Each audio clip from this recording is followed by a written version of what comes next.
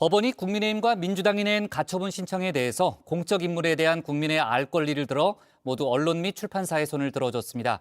김건희 씨의 7시간 녹취 파일도 또 책 굿바이 이재명도 모두 공개 가능하다는 건데요.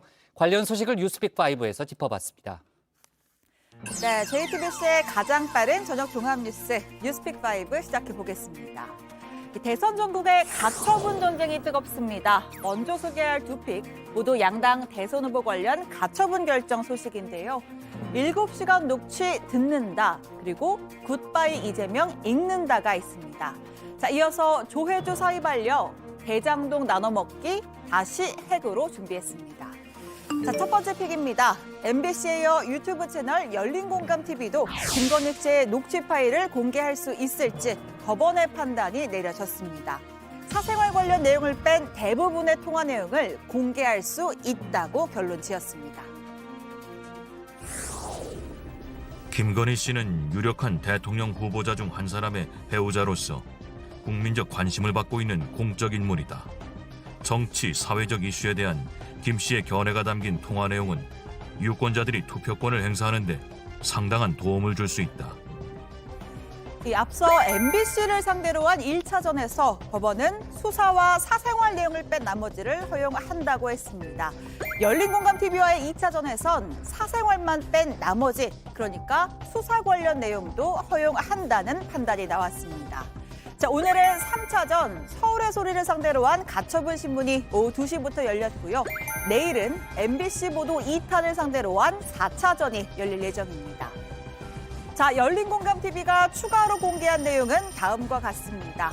먼저 김건희 씨가 내가 웬만한 무속인보다는 좀 낫다. 점을 좀 볼 줄 아는데 내가 보기엔 우리가 청와대에 간다고 말한 대목입니다. 사실 지금 건진법사라는 그것 때문에 지금 선대본부의 일부 기능을 해체할 정도로 하면서 수습에 나서고 있지만 이러한 부분들이 더 정복될 수 있다. 자, 윤석열 후보가 좀 더 진솔하게 아내의 발언에 사과할 필요가 있고요. 또 일부 언론사들을 지칭하면서 정권 잡으면 가만 안 둘 것이라고도 말합니다. 재판부는 김 씨의 평소 언론관과 정치관, 권력관을 엿볼 수 있어서 국민의 공적 관심사이자 검증의 대상이라고 판단했습니다.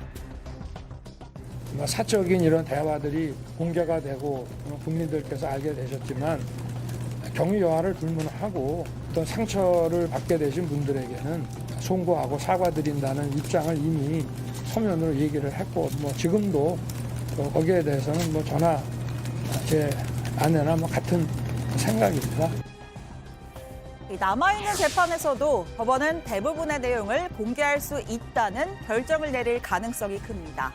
국민의힘은 헌법상의 인격권, 사생활 보호권의 본질을 침해한다, 아쉽게 생각한다라는 입장을 냈지만요.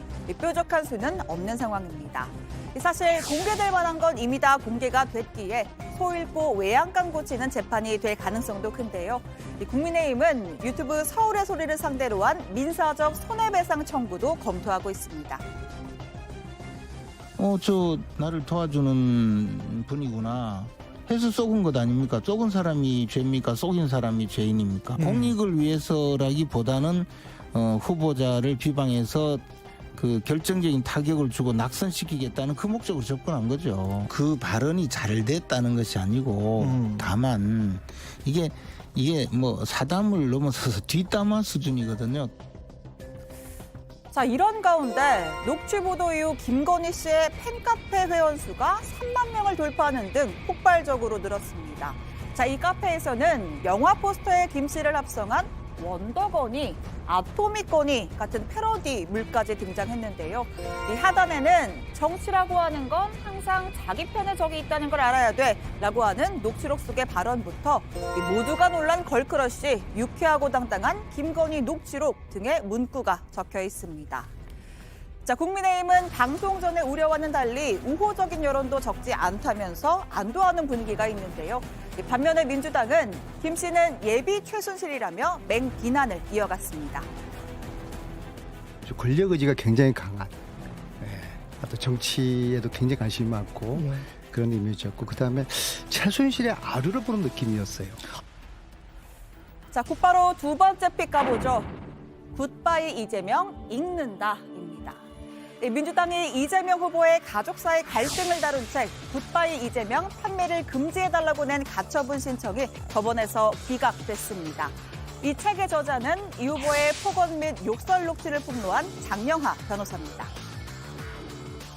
굿바이 이재명을 쓴 제가 제 장영하 변호사가 도저히 입에 담을 수 없을 정도로 몹시 거친 이 후보의 욕설이 난무하는 160분 분량의 파일을 공개하는 것입니다. 네, 민주당은 대선을 약 3개월 앞둔 시점에서 영향을 미칠 염려가 크다. 이 책이 판매되는 건 공직선거법상 후보자 비방죄에 해당한다고 주장했습니다. 하지만 법원은 받아들이지 않았는데요. 공직자는 항상 국민의 감시와 비판의 대상이 돼야 한다면서 정당한 의혹 제기, 국민의 알 권리를 보장할 필요성에 비춰볼 때 이 책이 악의적이거나 상당성을 잃은 공격이라고 보기 어렵다고 했습니다. 제가 이렇게 진실을 밝히려고 나름대로 열심히 하는 것을 보고 주위에서 저보고도 조심해라. 무슨 가스총을 가지고 다니든지 심지어는 경원을 대동하고 다녀라. 이렇게 권유하는 사람도 있었습니다. 또 법원은 이 후보의 형 고 재선 씨가 2012년부터 정신질환을 앓고 있었다는 민주당의 주장도 반박했습니다.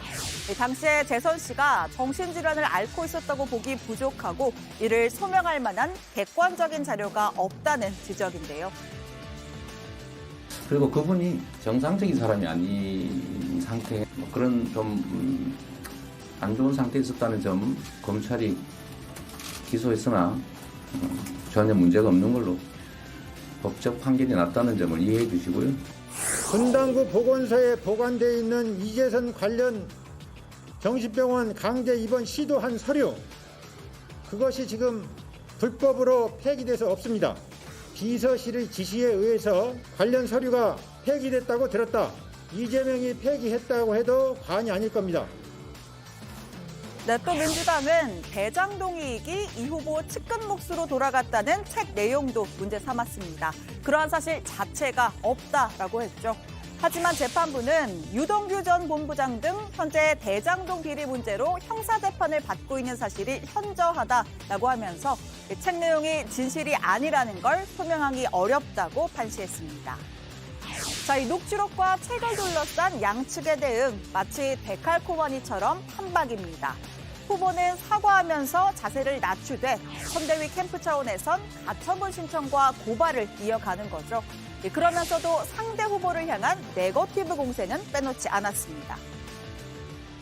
부인 김 씨의 녹취 보도에 따르면 캠프 인사, 언론 관리, 또 집권하면 가만두지 않겠다는 언론 협박까지 이 권력을 탐닉하는 정말 최악의 이 정치를 즐기고 있었습니다. 유동규가 음대 나왔는데 뽑았냐고 형이 물으니 아니 음대 때문에 뽑은 거 어떻게 알았어라고 답변했습니다.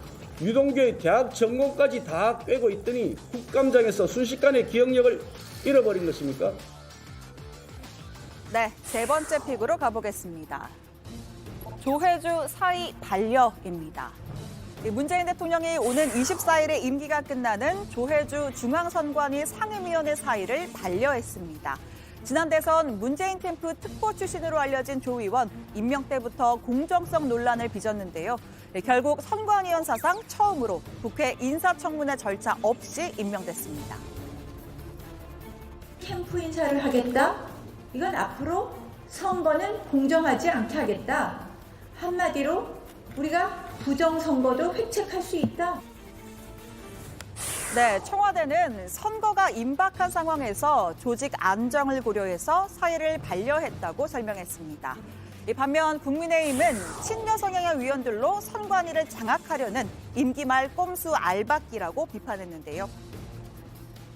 임기 내내 문재인 정권 입맛에 맞춘 편파적 선거법 해석에 충실했던 사람, 선관위 공정성을 엿바꿔 먹은 아주 악질적인 인사입니다.